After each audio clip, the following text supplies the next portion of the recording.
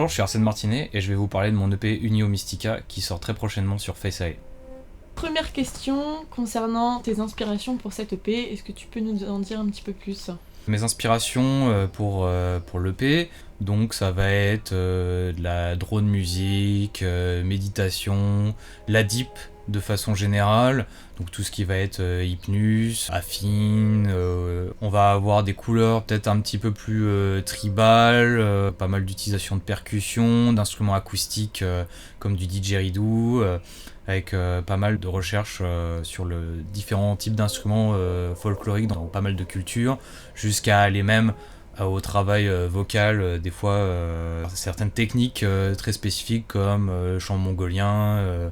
Voilà, moi j'aime bien toutes ces sonorités qu'on retrouve dans plein de cultures différentes et m'en inspirer et aussi du coup plein de super artistes dans le milieu qui font des choses incroyables.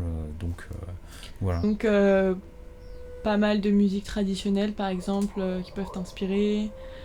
Tu m'avais parlé de la musique de la culture celtique aussi. Alors la culture celtique, elle est plus inspirante dans l'idée qu'elle est très mystérieuse parce qu'on sait pas énormément de choses. Après, j'ai passé beaucoup de temps enfant et même encore un peu adulte en Bretagne, du côté de la Côte d'Émeraude. Donc ça afflue un petit peu, mais aussi parce que le folklore et les histoires un peu de corrigans, de sorcières dans les forêts, la forêt de Brocéliande, tout ça, c'est des choses qui inspirent mon imaginaire et donc ça a évidemment une grosse empreinte sur ce que je visualise quand je crée. Parce que du coup, ce qu'on peut retrouver sur ton EP, c'est des sons très ronds, très deep, avec quand même pas mal d'éléments acoustiques. Vu que c'est toi qui samples tes propres instruments, est-ce que tu peux nous parler un peu plus de ton process Ah ouais, alors mon processus, souvent, quand je crée une track, ça arrive rarement que j'enregistre un truc très spécifiquement pour cette track, ça arrive. Des fois, je prends le micro et je prends une percussion, et là, tout de suite, j'enregistre un truc qui va être utilisé très spécifiquement pour cette track-là. Souvent, je séquence les choses. Il y a un temps pour le sound design, un temps pour le sampling, un temps pour concevoir mon système d'improvisation qui sert pour mes productions aussi. Et en fait, j'agglomère tout ça.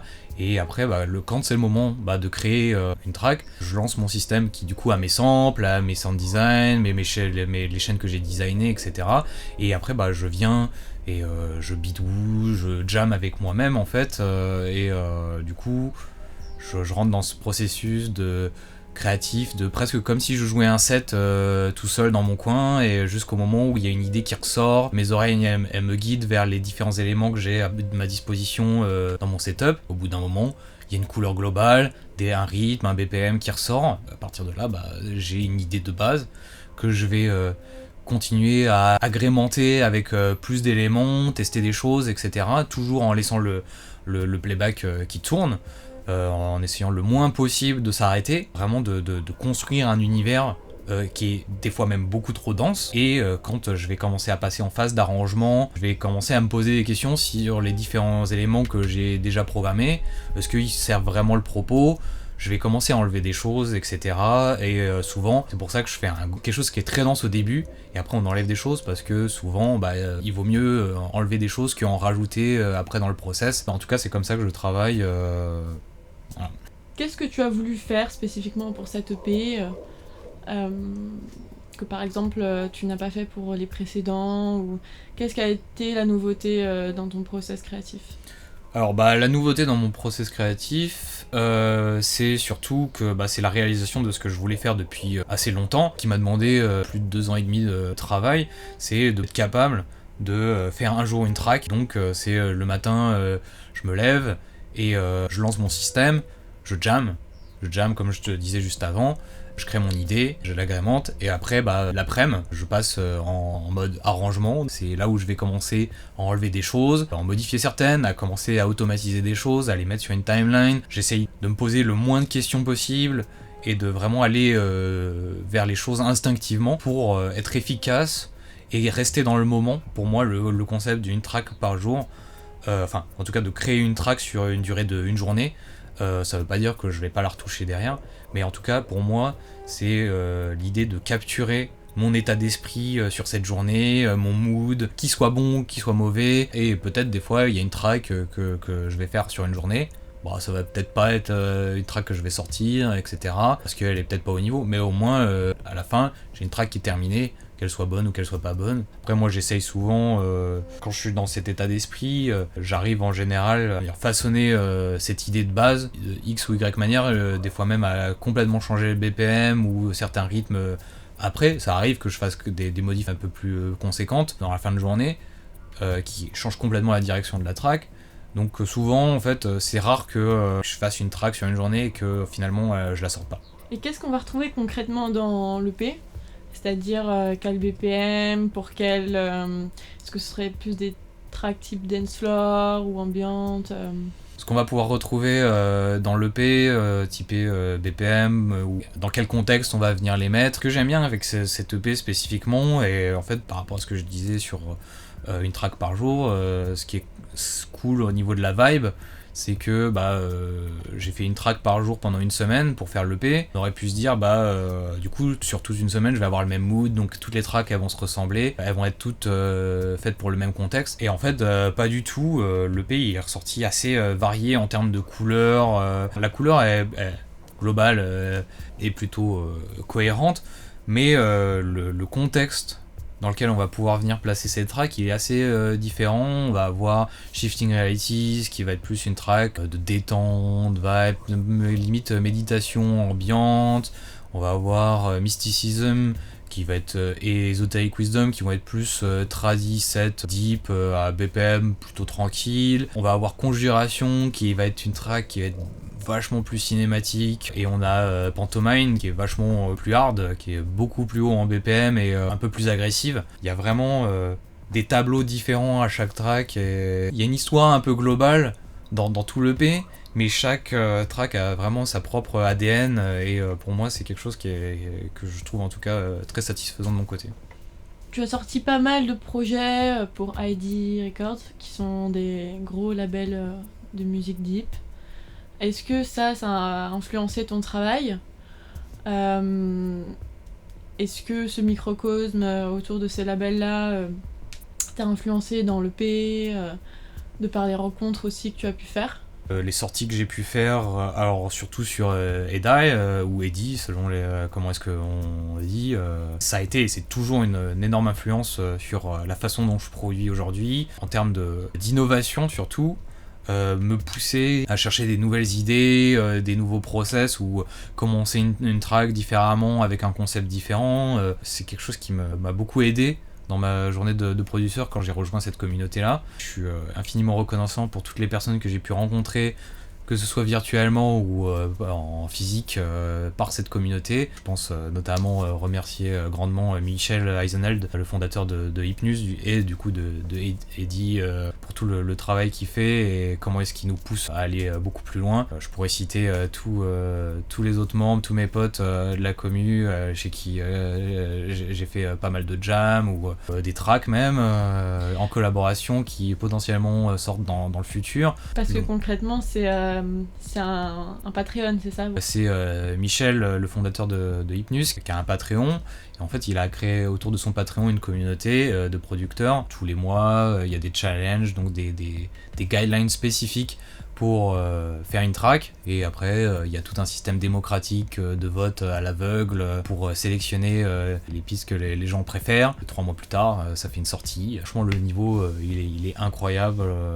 La qualité de ce qui est produit, et même des fois les trucs qu'on n'entend pas, qui sortent pas, il y a des pépites qui sont en stock, qui sont pas sortis. Des fois que certains c'est pas sélectionné, mais ils sortent quand même à côté, et ça c'est cool. C'est une super communauté, pas forcément toujours que pour parler de musique, des fois de philosophie, de hobby, et c'est ça qui est sympa avec cette communauté, et plus pas forcément que Eddie, si on parle de la deep techno au sens large, les gens qu'on rencontre dans ce cadre-là, c'est des gens incroyables avec qui j'ai eu les meilleures discussions sur la vie de façon générale. Au-delà d'un EP, tu as aussi ton projet live. Ouais.